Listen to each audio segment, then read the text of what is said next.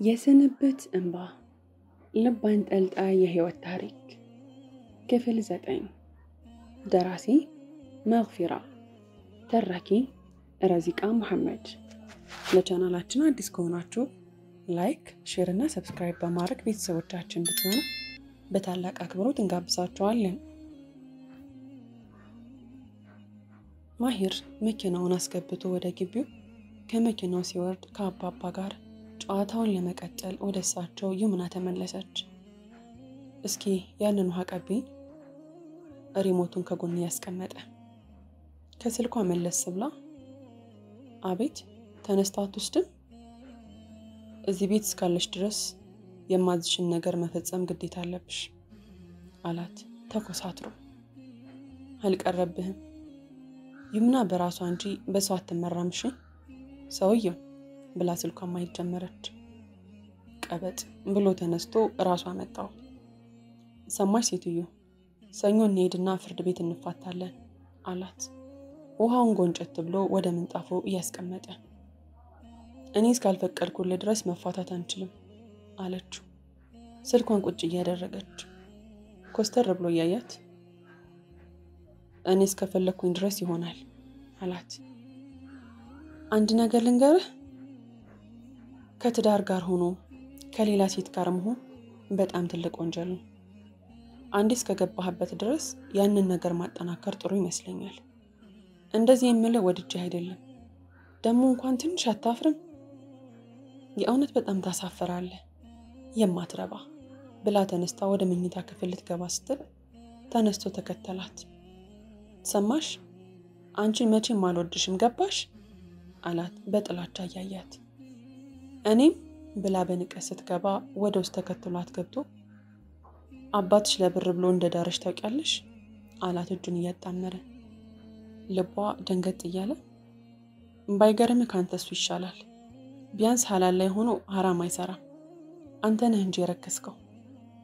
በንዴት ልቡን ተቃጠለ። እናም ሳያስበው በጥፊ መታት። ያልጠበቀው ነገር ስለነበረ በድንጋጤ አንስቷት ወደ ውጭ ሲወጣ ወይ ልጄን ምን ነካት ብለው አባባ መጡ። መኪና ውስጥ ገብቶ ይዟት ሄደ። እስክትነቃ ትቆያለች። ይሄ ነገር ከበዛ ለህይወቷ አስጊ ነው። ከመበሳጨት ትራቅ። አንተ ምን ሆነ? የነርሷ ጥያቄ ነበር።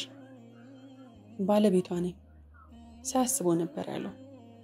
በቃ ከትንሽ ደቂቃዎች በኋላ ትነቃለች አይዞህ ብላ ወደ ውስጥ ገባች። ፈዞ በቆመበት አቡኪ ጋር ደውሎ ስለነበረ መጣ። ከማሂር ይልቅ ያደነገጠው አቡኪ ነበር። ምን ሆና ነው እባክህ ሲለው ሳላስበው መጥቷት አለ ወደ ወንበሩ እየተቀመጠ። ያማሃል እንዴ? ምን ሆነሃል? በአላህ የማትረባ እንዴት ትመታታለህ? ሰውየው ተረጋጋ እንጂ አንተን እንኳን አይደለም የመጣው አለ በግድ የለሽነት። አረ እስቲ በዲኑ ባትጠቀሙ እንኳን እንደ ሰው አስብ። ምን አድርጊ ነው የምትላት አሉ በጥላቻ አይን ያየው። አትጨቃጨቀኝ በቃ እስኪ ከፈለክ ድርልሃለሁ። በንግግሩ በጣም ተናዶ እኔ አንተን አይደለሁም ሐላል እያለኝ ሌላ የምመኝ። መንቃቷን ሲያውቁ ሁለቱም አንድ ላይ ገቡ።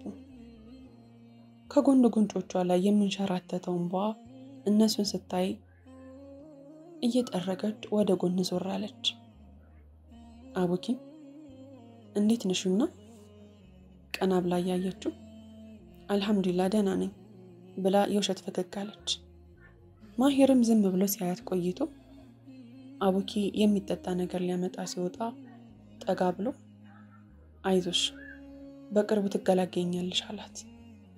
ኢንሻአላህ አለችው። ካልጋው ለመውረድ እየታገለች አቡኪ ሲመጣ አንተ ይዛት ሂድ እኔ ቀጠሮ አለኝ ብሎ ሲወጣ አዎ ሄዳ አገኛት 3 ቀን የቀረው እንደዛ ብለ ንገራት አለችው በንቀት እያየችው። አቡኪ ይህንን ስትል ተደናግጦ እሷንም እሱንም አፈራርቆ እያየ ዞር አድርጎ አይቷት ወጣ። አብሽሪ አልነካሽም ቀስ በይ አላት አቡኪ። ግን አቡኪ ክፉ ጓደኛ አለ እንዴት ቻልከው አለችው። ክፉ ሆኖ አይደለም እኮ ይሁና አላት በመኪናው መስታወት እያያት። እና ጥሩ ስለሆነ ነው አለችው ከላዩ ላይ ያለውን ፎጣ እያመቻቸች። ሳሚሃ ናት አእምሮ ውስጥ ያለችው። እሷ ናት የምትመራው። ከልጅነቱ ጀምሮ ስለሚወዳት መቀበል አልቻለም። እሷስ ብትሆን ባለትዳር እንደሆነ ታውቃለች። ለምን አትተወው? እስኪ አናግራታለሁ። አንቺ ግን ራስሽን ጠብቂ አላት በትንሽ ፈገግ እያለ። ወደ መስኮቱ ተጠግታ ወደ እናቷ ማሰብ ጀመረች። ትንሽ ከአባቴ አርፋለሁ ብዬ ነበር እዚህ ትዳር ውስጥ የገባሁት፣ ግን እዛው ይሻለኝ ነበር። ማሄር ግን ክፉ ነው አልልም። ውስጡ ሌላ ሰው ተቀምጦ ስለኔ ማሰብ አይችልም።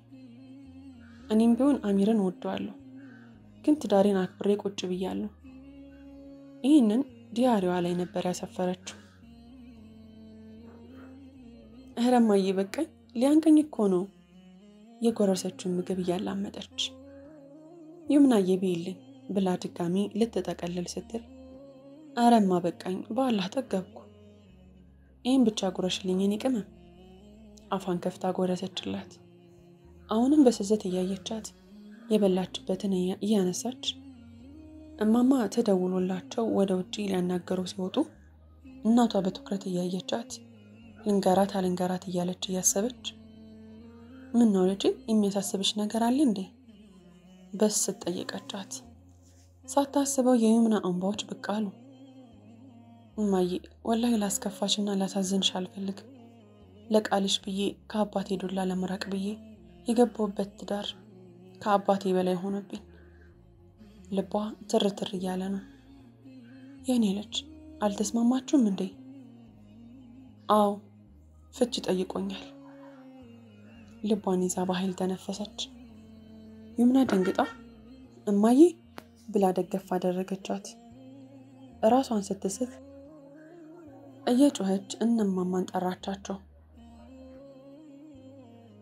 አባትየውም ስለነበረ ሲገባ ባፍሶ ወደ ሆስፒታል ወሰዳት። ይምና የአባቷ ፊት ስትመለከት በጭንቀት ተሞልቷል። በመገረም እያየችው ዶክተሩ ሲወጣ ሁሉም ወደሱ ሄዱ። ቤተሰቦቿ ናቸው አለ ዶክተሩ። አዎ በጉጉት እየጠበቁ። ደም ግፊቷ ጨምሯል። ልቧ ላይ ያለው እጢ የልብ ምቷን ቀንሶታልና በጣም አዝናለሁ። የመዳን ዕድሏ አናሳ ነው። በርታ በሉ። መሬቱ ዞረባት። አይታ ያልጠገበቻትን እናቷን በድንጋጤ ሆስፒታል አስገቧት። ወደ መሬት ዘፍ ስትል የማማ ኸዲጃም እሳቸውን መጥተው ደገፍ አደረጓት። ስቅስቅ ብላ ማልቀስ ጀመረች። የማሄር እናት ተደውሎላት ስለነበረ መጣችና ይምናን እጎያ ውስጥ ከታ አብረው አለቀሱ። ግድግዳውን ተደግፈው ሁሉም ቆመዋል። የማሄር እናት ተነስታ ወደ ጥግ ተጠግታ ስልኳን ወደ ጆሮዋ ቀሰረች። ሄሎ ማሄሬ አለች በቀስታ ድምጽ። ወይማዬ ሰላም አለይኩም። ወአለይኩም ሰላም። ይደነግጣል ብላ መረጋጋት ጀመረች። ምን ነው ድምጽሽ አመመሽ? አይ ሆስፒታል ነኝ። ምን ነው አለ በድንጋጤ። አይ የዩምና እናት ታማ ሆስፒታል ተኝታለች። ምን? እኔ ደግሞ አንቺ መስለሽኝ እና አንተ ምን እያልክ ነው? የሚስትህ እናት እኮ ናት። ማማዬ ልትጨቀጭቀኝ ነው እንዴ ደወልሽ? ኧረ ሰው ምን ይልሃል ልጄ? ሚስትህን መጣ አጽናናት። እናቷ ከሞት አፋፍ ላይ ነው ያለችው። ወይ እሺ በቃ መጣሁ ብሏ ስልኩን ዘጋው። ኧረ ምኑ አይነደር ልጅ ነው። ወደ ይምና ሄደች። እንባ ሸርተት እያለ ወደ ማሄር እናት ደረት ላይ ጠብ ጠብ አሉ። ሀያትን ስታይ ሄዳ ተጠመጠመችባት። ተለቃቅሰው እንደምንም ማረጋግጣት ወደ ወንበሩ ሄደው ቁጭ አሉ። ከትንሽ ደቂቃዎች በኋላ ማሄር መጣ። ቀና ብላይታው ገልምጣው ወደ ማሄር እናት እጉያ ውስጥ ገባች። እናቷ አጠገብ ከሌላ ጎን ተቀምጦ ነካ አድርጎ ጠራት። ይምናን አስነስታ ወደ ኮሪደሩ ሄደች። ማሄር ሲከተላት ሀያትም ይምናን እያዩ ማማዬ ምን ተባለች? ትሽ ምን አባ ሆነ ነው ሚስትን የማታበረታታው? አራንተ ልጅ ተው እሜ ብሎ ደቀፉ ከተታት። በር ሲከፈት ሁሉም ተጠጉና ወደ ኮማ ሊያስገቧት ይዟት ሲወጡ ዩምና የምትሆነውን አጣች። ስቅስቅ ብላ ስታለቅስ ማሄር ተጠጋት። ተነሽ አታልቅሽ፣ አብሽሪ ከልብ ነበር ያላት። ወደ እቅፉ ሸርተት ብላ ገባች። ደንግጦ የማያውቀው ስሜት ነበር የተሰማው። በምላሹ አቅፏት ትነሳለች ብሎ ሲጠብቅ እዛው ቀረች። ዩምና ቅልጥ ያለ እጇን እየነካ ሳሚያ ልትተይው ሞክሪሽ፣ ባለትዳር ሆኗል። ራስሽን ሆነሽ አስቢው እስኪ ባልሽ ካንቺ ሌላ ሴት ሲይዝ አላት። ስለምወደው እኮ ነው። ልውረድ አልውረድ ከሚለው እንባዋ ጋር እየታገለች በቃ እሷ ገባ ተይው፣ አንቺም የራስሽን አዲስ ህይወት ጀምሪ፣ በቃ እሱን ተይው። እንድመስማማት አንገቷን ነቀነቀች። ጀዛከላ ጥሩ ህይወት አለ ይወፍቅሽ። አሚን። ከዚያ ሀገር እወጣለሁ፣ መቼም የማላገኘው ቦታ ሄዳለሁ አለች እንባዋን እየታገለች። ፈገግታ ጭሯት ሂሳብ አስቀምጦ ተነስቶ ሄደ። እንዴት ብዬ ልንገራት? ማማ ገና ስትነቃ እናት ሻርፋለች ልበላት አለ ግራ እየገባው ማሄር። እናቱ አፉን ይዛ እያለቀሰች ሀያት ቆማ ዝቅዝቅ እያለች ነርሷ ስትመጣ ነግታለች፣ ገብታችሁ ማየት ትችላላችሁ አለች።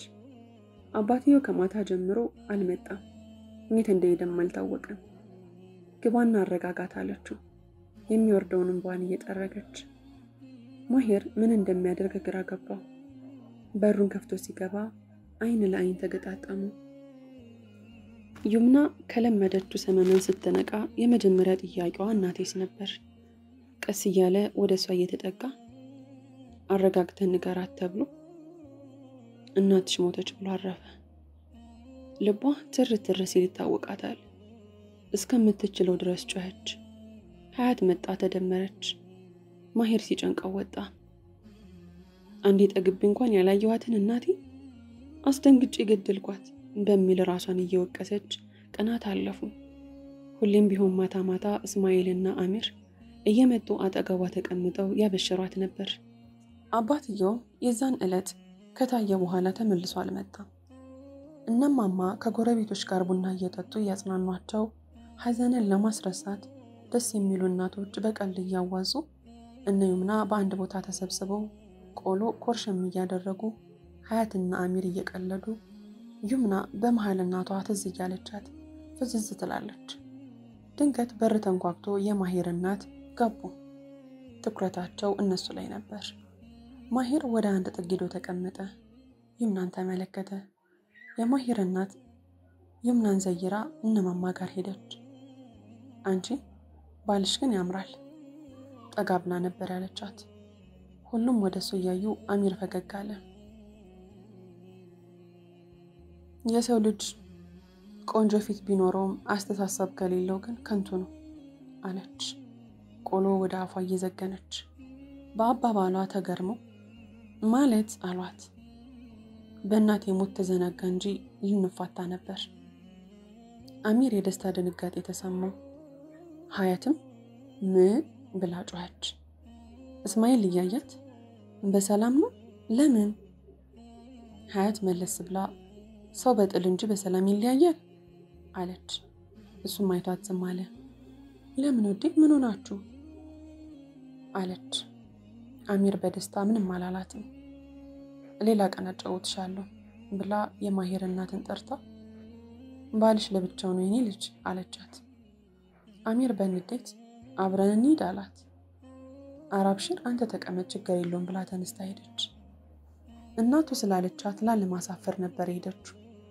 አጠገቡ ስትቀመጥ አይኗን እያየ በረታሽ አላት። ውስጡ ለሷ በትንሽም ቢሆን ፍቅር እየጀመረ ነው። አልሐምዱሊላህ ደህና ነሽ አለ የሚላት ነገር ሲያጣ። አልሐምዱሊላህ ደህና ነኝ ፈገግ እያለ ቤቱ ያለ አንቺ ሊውጠኝ ነው እኮ ሲላት፣ ኧረ ተው ቅምጣ አልመጣችም እንዴ አለችው ገልመጣ አድርጋው። በጣም እንደጎዳት እየገባው ነው። የሚመልስላት ነገር አጣ። ዝም ተባባሉ። አሚር እየተናደደም እነ እስማኤል ያወራሉ። ቀልቡ ከዩምና ጋር ነበር። ሀያት ተነስታ ስትወጣ እስማኤል ወደ አሚር ጠጋ ብሎ ሊፋቱ ነው አለው። ከሀሳብ መለስ ብሎ ወደ እስማኤል እየዞረ ለኔ ካላት ዋሻ ውስጥ ብትሆን ራሱ በአላህ ሂክማ በጥበቡ እንገናኛለን አለ ፈገግ እያለ። አላህ ያድርግልህ ጓዴ፣ ግን ተላምደው ቢዋደዱስ? ያኔ ተስፋ ቆርጣለሁ አለው ድንብር ባለ ፊቱ። አብሽር ጓዴ፣ አንድ ሰርፕራይዝ አለኝ። ግድ እንዳልሰጠው ሰው ሆኖ ምንድነው አለው ፈገግ እያለ። ለሀያት ኒካህ ላስርላት ነው አለው። ድብርቱ ጥፍት ብሎ ነጫጭ ጥርሶቹን ከፍቶ ወላሂ በል አለው ፍልቅልቅ እያለ። ወላሂ አለው እስማኤልም። ማሻአላህ ጓዴ ደስ ይላል። እና ሀዩ ታውቃለች? አይ አታውቅም። ላንተ ለጓደኛዬ ቅደም ብዬ ነው። መብሩክ ወንድሜ፣ ማሻአላህ በጣም ደስ ይላል። አዎ በጣም ደስ ይላል። ወላሂ ከሐራም ርቀህ ወደ ሐላል መግባት ላንተም ቢሆን አላህ ይወፍቅህ። አሚን። አሚር በልቡ አንተስ የምትወዳትን ልታገባ ነው፣ እኔ ነኝ እንጂ ብቻ አልሐምዱሊላህ የወደድኳትን ዳርኩት እያለ ምንም ነገር ቢያጋጥመው ግን አልሐምዱሊላህ ሲል ልቡ ትረጋለች። ዝም እንደተባባሉም ማሄር ስልኩን አውጥቶ ሰዓት አይቶ ሰዓት እኮ በጣም ሄዷል፣ ለባብሽና ወደ ቤት እንሄዳለን። ምን እያልክ ነው? የትኛው ቤት አለችው በመደነቅ እያየችው። የኛ ቤት ነው አላት ለስለስ ባለ ድምጽ። የውሸት እየሳቀች ምን ተገኘ እባክህ? የኔ ቤት ይሄ ነው፣ ያ ቤት ደግሞ ከቀምጥ ጋር አንተ የምትኖርበት ነው። ተኮሳትራ መለሰች። ዩምና አለ በዚህ መሃል አቋርጠው። ፍቺውን አፍጥኑ አለችው በጥላቻ እያየችው። ልቡ ስብር ሲል ይታወቀዋል። ተነስታ ስትሄድ ባይኑ ሸኛት። ከእናቱ ጋር ተሰናብታ ወደ ውስጥ ገባች። አሚሬ አይምሽብህ በቃ ተነሳለችው በስስት እያየችው። አታስቢ መኪና ይዣለሁ የኔ። ሳያስበው ነበር ያመለጠው። ተያዩና እስከ በሩ ድረስ ሸኝታው ወደ ውስጥ ገባች። እውነትም አንዳንዴ ይገርማል። በአንዳንድ ሰው ልብ ውስጥ አይነኬ ማዕዘን አለ። በአንዳንድ ልብ ውስጥ ትልቅ ቤት አለ። በአንዳንድ ልብ ውስጥ የሆነች ትንሽ ክፍል ነን። በአንዳንድ ሰው ልብ ውስጥም ብንታይም የማንታይ ምንም ነን። አይን ሁሉንም ያያል፣ ነጥሎ የሚወደውን ግን ልብ ነው። በጠዋት ተነስታ የእናቷን ሻንጣ እየከፈተች አንድ ወረቀት አገኘች። በድንጋጤ ከፈተችው። የኔ ልጅ፣ ይህ ደብዳቤ ምናልባት ወደማይቀረው ዓለም ሄጄ ታነቢዋለሽ። ምናልባት የአላህ ፍቃድ ሆኖ አብረን እናነበውም ይሆናል። ይህንን ስታነብ እንባ እየተንሸራተተ እናም ልጄ ውጭ ሀገር እያለው ድንገት አሞኝ ሆስፒታል ሄድኩኝና የልብ እጢ እንዳለብኝ ነገሩኝ። ለትንሽ ጊዜ እንደምኖር ነገሩኝ። ምድር የምትውጠኝ እስኪመስለኝ ከዛ አንቺን ሳልሞት ማየት አለብኝ ብዬ ወሰንኩ። ወደ ማሄር እናት ደውዬ ልጅ እያለን የተገባባነውን ቃል እንድንፈጽም አስጠነቀኳት። አንቺን ለማሄር ትዳራጫውሽ ሳልሞት ልጅሽን ልይ ብዬ ኢንሻአላህ አይም ይሆናል። ከዛ ወደውኑ መጣው። ሰርግሽን አየው። አላህ ካለ ልጅሽንም አያለው። የኔ ልጅ ከሞትኩኝ ትዳርሽን ጠብቂ። ልጄ ይህንን ትዳር እንደማትፈልጊው አውቃለሁ፣ ግን ሰርግሽን ለማየት ስለጓጓሁኝ ነው። ከእንደኔ አይነቱ ህይወት አላህ ይጠብቅሽ። ምናልባት ይህንን የምታነቢው የስንብት እንባሽን እያወረድሽ ይሆናል፣ ወይ ደግሞ አብረን እያነበብን። ወረቀቱ ላይ እንባዋ ጠብ ጠብ እያለ ልቧ ላይ እንቅ አድርጓ የያዛት እንባ ስቅስቅ እያለች አስተነፈሰችው። የምትለብሰውን ልብስ ለማምጣት ወደ ማሄር ቤት ሄደች። ስትደርስ ማሄር ከባለፈው ሴት ጋር አየችው። ውስጧ በንዴት ሳለ። እንባ ተናነቃት። ወንድ የሚባል ላይ ማስጠላት።